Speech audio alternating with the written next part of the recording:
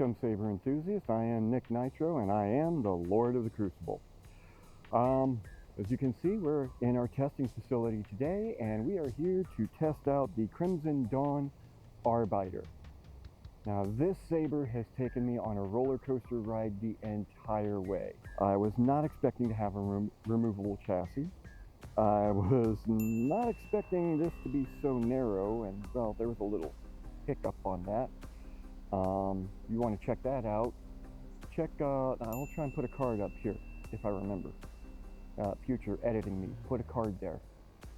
Anyway, the biggest surprise of all was this black collar here. When you attach that collar to a blade, it makes it removable by just unscrewing it. You don't have to break out an Allen key. You can just unscrew this, pull the whole collar and blade assembly out, and you're done.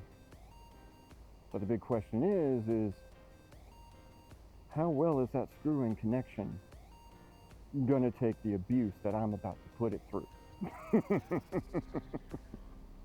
I'm sorry, did I laugh out loud? Was I not supposed to do the evil laugh? No? Oh, okay, sorry. Anyway, let's go ahead and get to this. This ought to be really interesting. I do expect to lose the tip. I almost always lose the tip, so we'll see how things go. Let's get to it.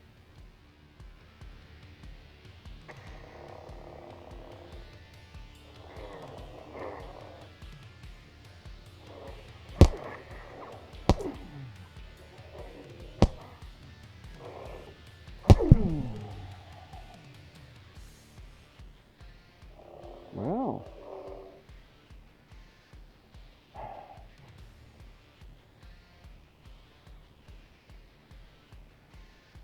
not bad. A good first test. And everything seems to have held rather well. Let's go on to the log chops. Alright, so here we are at the log chops. I'll be honest, I just thought of what might be a hiccup here, so we're going to see what happens. If this collar fails, there's no way I can switch over to the bruiser and continue testing. So, we'll see how much of the log chop we can get through. This is going to be interesting.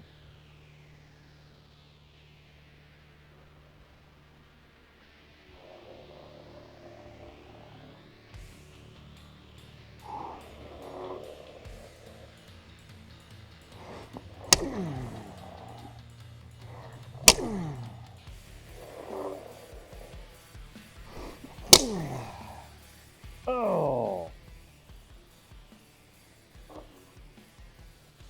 Well, that one went hard. That that really broke the tip. That was more than just the tip. That was a good chunk of the blade. I don't know if you can see it here, but it snapped that LED board right in half. Let's see what we can find here. So I may be able to switch this out with the bruiser since it was only the tip that failed, but let's see if we can even get it out of there. This is going to be really interesting. Oh! Uh-oh. Uh-oh. I may have to have a look at this.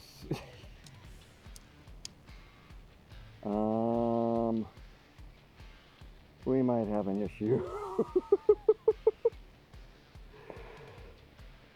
Let me take a little bit of time, go to the workbench, and see if I can get this freed up.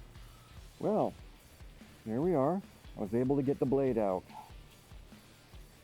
And, well, concerning that black collar, we were able to get it attached to the bruiser, so we should be able to continue with our testing.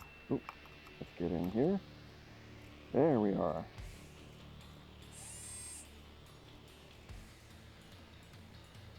There we are. I would like to have a couple of these spares so that I could just swap out. But let's get to it.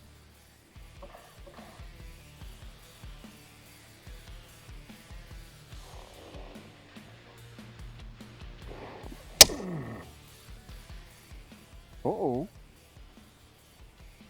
Uh-oh. This might be something. Like I said, this has been a roller coaster ride the entire time. Okay. It's back.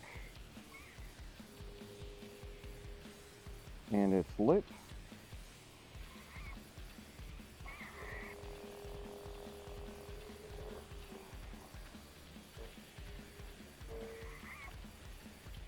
I might have to have a look at this later on. Sounds like the speaker is already having a little issue. There's a little bit of a, more than the regular saber hum. There's a little buzz in the speaker. So that's a possible downside for having a removable chassis, is that it can slide around a whole lot. So on with hit number 2.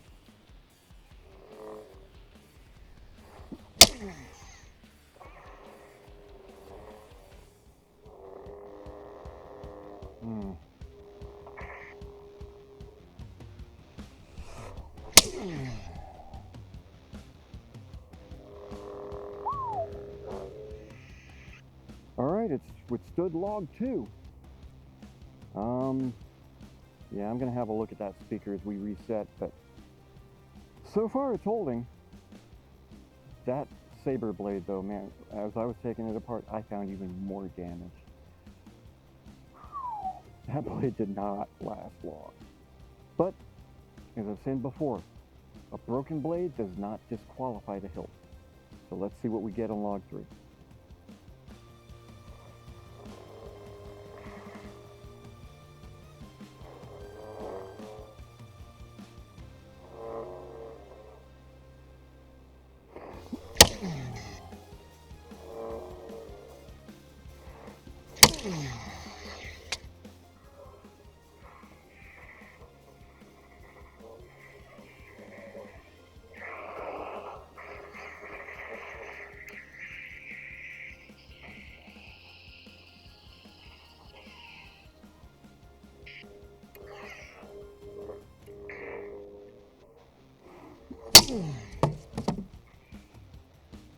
This has developed more issues. At this point, it is not going to make champion. I think we'll go ahead and do the remainder of the testing in the next video, just to see how far it goes before it's completely dead. But right now, gesture controls work. Button does not.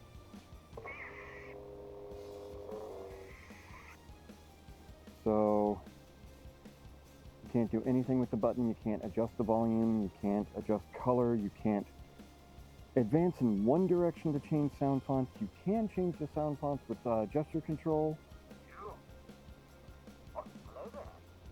But it's only in one direction. I suspect a wire may have come loose in here, and I hope this is the access panel to access all the wiring in here. It would make sense if it was. It'd make things a lot easier anyway. Also, I don't know if... Oh, you tightened up again. Well, won't be able to show you that until I get this screw further down, but the LEDs on the board are not lighting up. I may have to try another NeoPixel blade to find out if there's just no signal to the board. If so, then there is something seriously wrong going on in this section. As you saw, when I entered lockup mode for some reason, which I don't know how that happened, because you need the button for that, I had to pull the core out and use the button on the core to stop it. So, the removable chassis is functioning, with maybe some issues with the speaker. That's not too bad. The rest of it, from here up, not so much. We'll see how things go. But at this point, it does not look like it's going to make champion. But the rest of the testing is going to be fun. So I'll see you in the Crucible.